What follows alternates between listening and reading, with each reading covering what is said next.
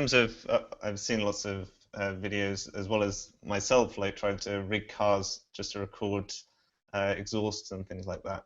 Could you just talk us through drafting and kind of how to protect yourself against the wind? Is that kind of, Sure. it's going to be trial Well, and error for most people, but if there's any kind of best yeah, what you're what you're doing when you're recording a car is you want to look, well, sorry, first of all, you want to turn the car on, you want to, rev it up, and then you want to see where the good sounds are. What you're identifying is different pitches or different sounds that are different. So if you have like a shh or a shh, it's not really that different. I would take the one that's more tonal and less noisy. So you're looking in the engine, you're looking for like say two different sounds. So the editor has two choices. Uh, when you're in the interior of the car, generally speaking, the interior of the car is going to sound the same most everywhere. You'll get a little more engine sound at the front, less engine sound, maybe a little more muffler at the back, but it's not really going to be drastically different in my opinion. Um, when you get to the muffler, you don't want to be, sometimes you have a choice, but you generally want to be away from the muffler a bit so that the sound can spread. And then as it spreads, you're getting a sense of life in the recording. If you record directly on the muffler, it's such a dry, dead signal that it doesn't sound natural. So you kind of want to balance it between, you want it to sound real and have feeling and motion to it. But, the closer you get, the cleaner it is. So it's kind of like you're looking for that balance.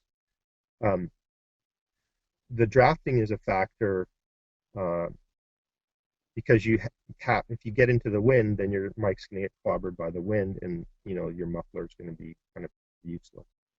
So I'm always looking for a spot that's, I usually use two muffler mics.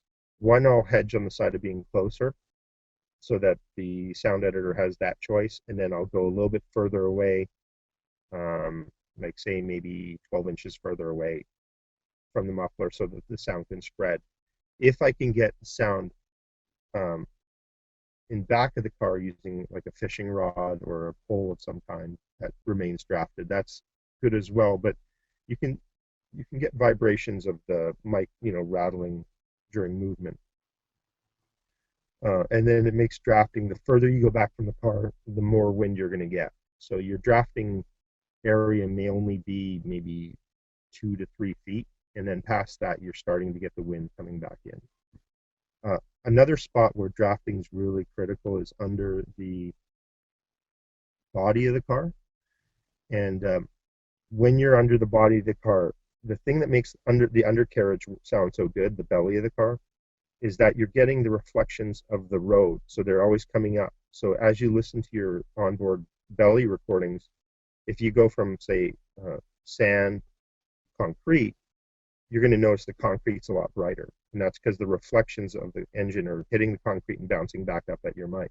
If you go to dirt and it suddenly becomes really kind of dry and dull because the sand is absorbing the sound and not reflecting it back. So when you're under the car, what I recommend is that you get blocks, that you drive up on the blocks.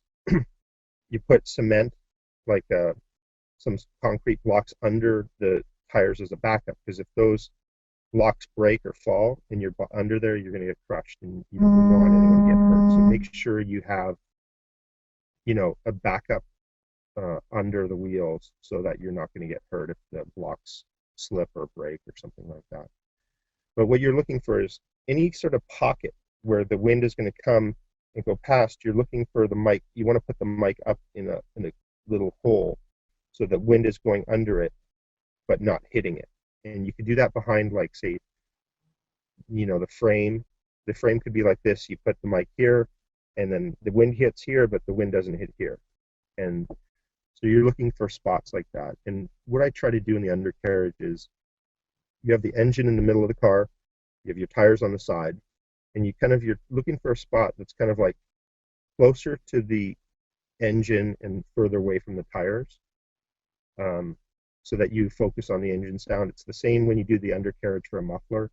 you kind of want to be in a spot where you're getting more muffler than tires.